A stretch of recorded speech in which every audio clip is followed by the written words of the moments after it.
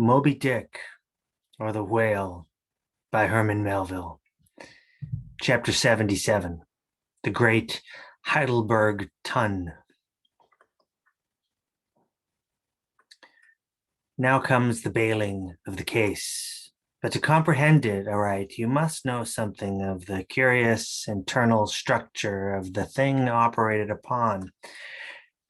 Regarding the sperm whale's head as a solid oblong, you may, on an inclined plane, sideways divide it into two coins, whereof the lower is the bony structure forming the cranium and jaws, and the upper an unctuous mass wholly free from bones, its broad forward end forming the expanded vertical apparent forehead of the whale.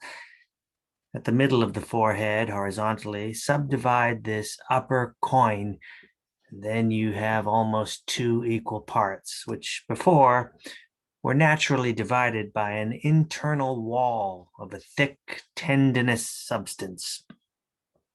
A coin is not a Euclidean term.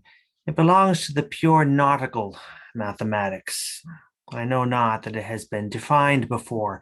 A coin is a solid which differs from a wedge in having its sharp end formed by the steep inclination of one side instead of the mutual tapering of both sides.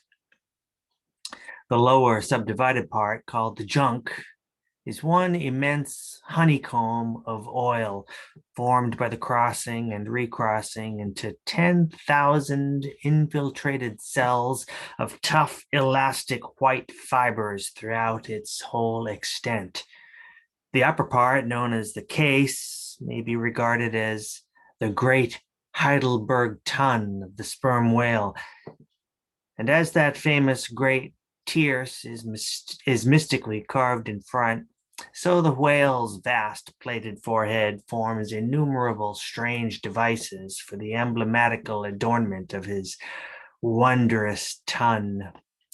Moreover, as that of Heidelburgh was always replenished with the most excellent of the wines of the Rhenish valleys, so the tun of the whale contains by far the most precious of all his oily vintages, namely the highly prized spermaceti in its absolutely pure, limpid, and odoriferous state.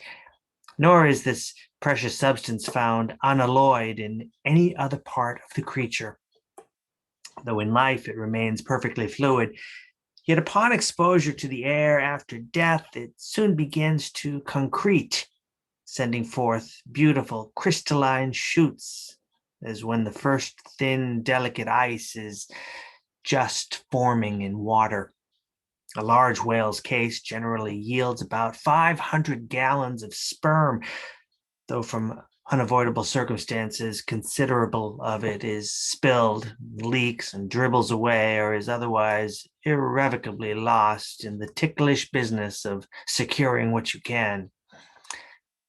I know not with what fine and costly material the Heidelburgh tun was coated within, but in superlative richness, that coating could not possibly have compared with the silken, pearl-colored membrane, like the lining of a fine pelisse, forming the inner surface of the sperm whale's case. It will have been seen that the Heidelburgh tun of the sperm whale embraces the entire length of the entire top of the head, and since, as has been elsewhere set forth, the head embraces 1/3 of the whole length of the creature, then setting that length down at 80 feet for a good-sized whale, you have more than 26 feet for the depth of the tun when it's lengthwise hoisted up and down against a ship's side. As in decapitating the whale, the operator's instrument is brought close to the spot where an entrance is subsequently forced into the spermaceti magazine.